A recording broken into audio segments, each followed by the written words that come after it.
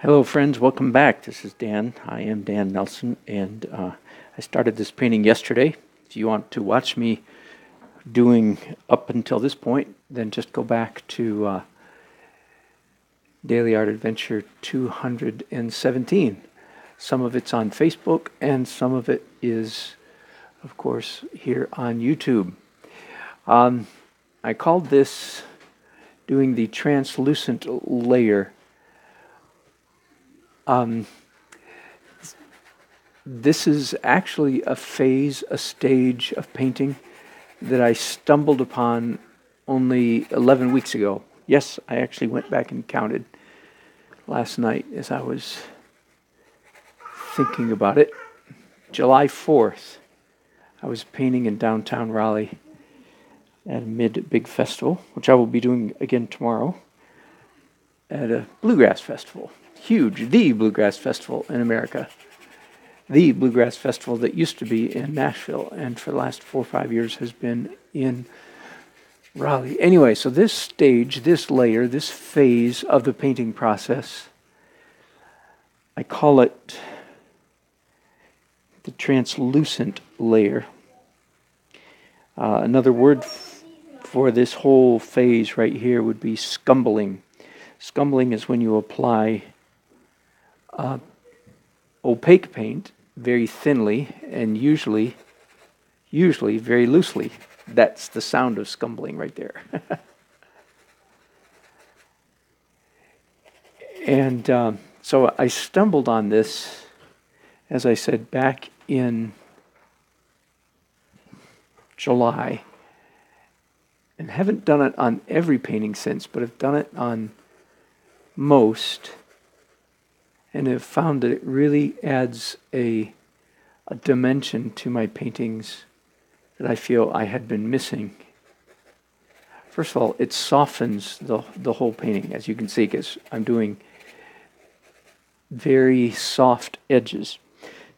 So, and I'm thinking here, focused very much on glow,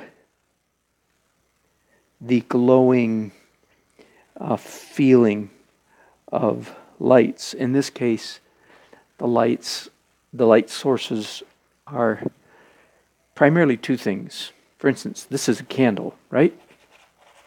Now here's something I've practiced for a long time, but just it fits into this translucent layer very well. And that is, whenever you're painting, can you see that well enough? Not very well. Let me zoom right in for you just for a minute. I hope I remember to change this when I'm done, okay? So there's two candles. Let's do a couple more. So here are a couple more candles up here.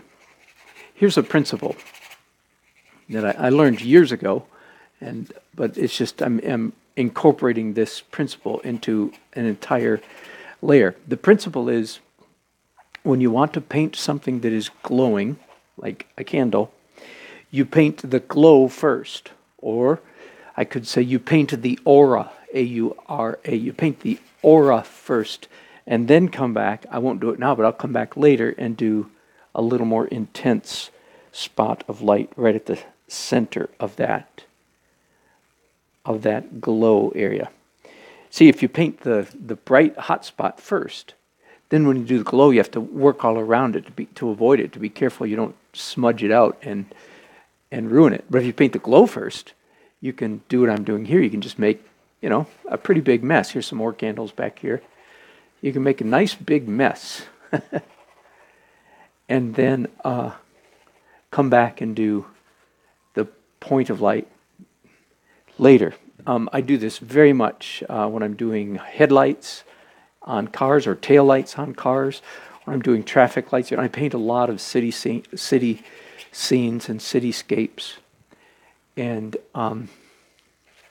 employ this fuzz first, point second, or glow first. You paint the glow first, then you paint the object that is glowing second. See, now already with just a little bit, the very little bit that I've done here, I feel like the painting is already beginning to glow, to come alive. the magic of this evening, this wedding reception, outdoor wedding reception underneath a transparent tent. Okay, so let's continue. Up here, there were a whole bunch of glow lights. Now, again, those of you, which is most of you, frankly, most of us, I estimate that about 99% of artists fall into this category. Myself included, absolutely. Most of us fall into this category. We are tight and we'd like to be loose. It's about 95 to 99%. Every once in a while, I run into an artist who just comes out of the chute loose. Very, very rare. I know of two in my career, if you will,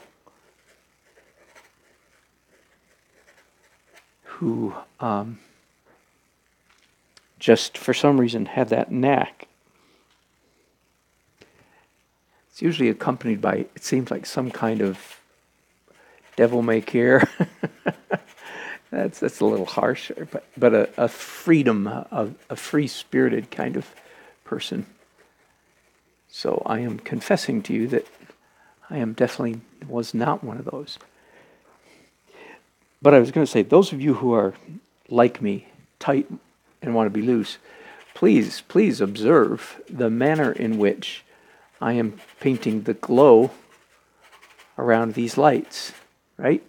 Not this. Oh, I did the very thing that I told you I wouldn't do, didn't I? Oh, I'm so sorry. Here we go. Thank you, Jimmy. If only you could yell at me, eh? Wouldn't that be good if you could yell? Sorry about that. Oh my goodness. Thank you. Sorry for that trial that I just put you through. Okay, so I've been doing this. You've been hearing me, but you haven't been seeing me. And I was encouraging those of you who are like me, you're loose and you're tight and you want to get loose. Please observe the manner in which it's not this. None of that kind of stuff. Of course, it does help. Yes, it does help to use two hands. I invite all of my fellow painters. I might even go so far as to urge all my fellow painters to give the two-handed thing a try. I started two-handed painting because I read that Leonardo da Vinci painted with two hands. One day I just felt like I had an epiphany. It's like, duh. Is anybody here paying attention? Leonardo da Vinci painted with two hands. Why don't we? So I started forcing myself. I was completely non-ambidextrous when I started. I am now fairly ambidextrous. I even now try to force myself to draw with both hands.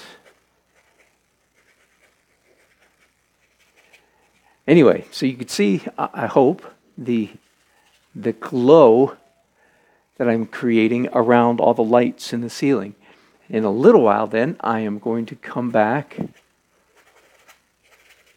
and paint a point of light at the center, right at the middle of each of these glowing areas, so that it'll look like a light that's actually glowing. And I've got a photograph. The main photograph I'm looking at is over here. Yeah.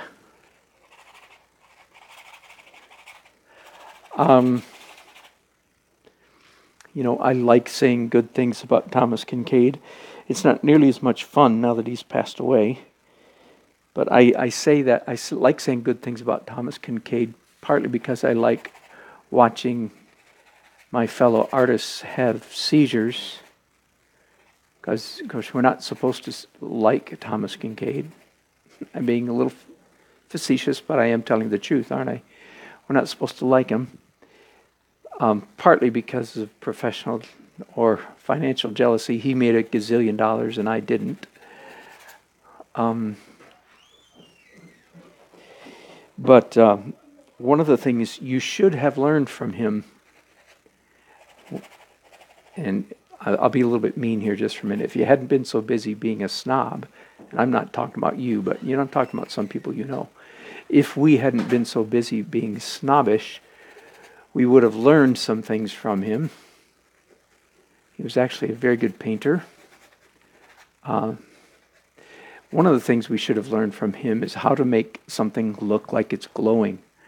And the short answer is, the brighter you want something to appear, the softer the edge you put on it. And a lot of people still don't know that rule and that trick. The brighter you want something to appear in your painting, the more diffuse you make that object, the more glow you put on it. So here I am. Yep, I definitely want this room to look like it's glowing. And I'm going more from, I've got a photograph over here, but I'm going almost more from memory. I remember how it felt, and I know that the people for whom I am painting, they also will remember how the evening felt. And if I've got a lot of glow in it, they go, yeah, that's just what it felt like. Does that make sense? And yes, I'm going to put the bride and groom right here. I'm going to switch over in just a minute and start doing some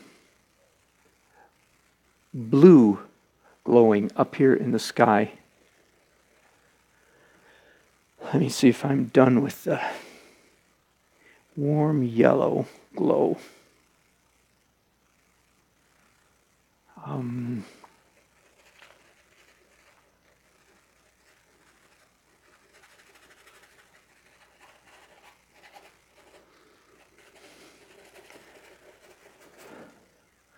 Oh, there's another row of lights along here. Sorry, let me take a minute to... It doesn't take long. It doesn't take long to paint messy, does it?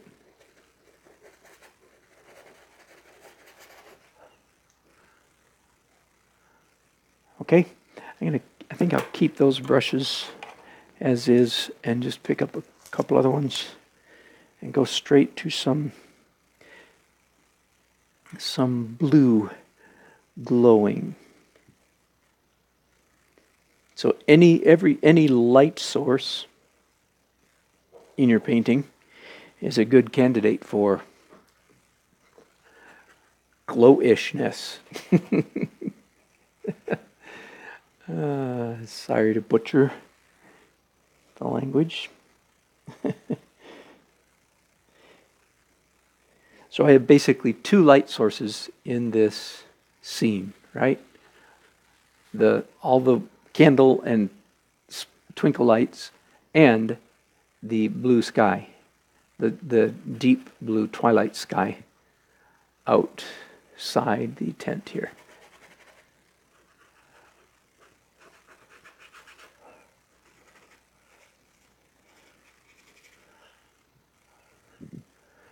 So anything that's a light source should be considered, you should think about making it glow.